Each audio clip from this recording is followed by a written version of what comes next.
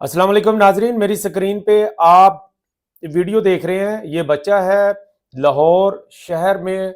आज ये पतंग उड़ाते हुए किसी ने ये पतंग पकड़ रहा था खंबे से, किसी ने अल्लाह के बंदे ने देख लिया और ये बच्चे की जान बच गई। उसने टाइमली सारे एक्शन लिए, 112 को कॉल कर दी, 15 को कॉल कर दी, एरिया की बिजली बंद कर दी गई और रेस्क्यू वालों ने बाफाजत इस बच्चे को उतार लिया। अल्हम्दुलिल्लाह, अल्लाह का शुक्र है।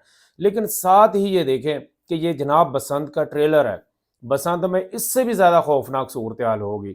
तो मेरा सवाल है उन तमाम इदारों से जो दावा कर रहे थे कि बसंत सिर्फ 3 दिन मनाई जाएगी, बड़ी कंट्रोल मामलात होंगे, तो अभी तो हफ्ता पूरा पड़ा है, तो ये मामलात क्या हो रहे हैं।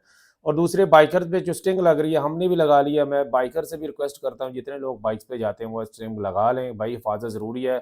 किसी ने ख्याल नहीं करना, पता बसंत गुजर भी जाएगी, उसके बाद भी ये जो बची हुई गुड्डियाँ हैं, किसी ने ये नहीं करना फाड़ देनी है भाई, उड़ती रहनी है।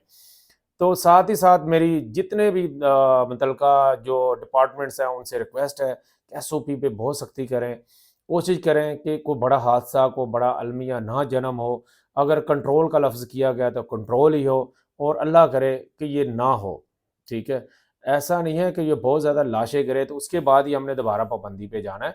ये वैसे ही रिसर्च करें, ट्रायल बेस पे खोलें और इसको जनाब बंद कराएं। मेरी दुआ है कि अल्लाह ताला हम सब को अपने हिफ्ज़-ओ-मान में रखे। अपना और अपने से वाबस्ता उम्मीदों का बहुत ज़्यादा ख्याल रखिएगा। पाकिस्तान ज़िंदाबाद।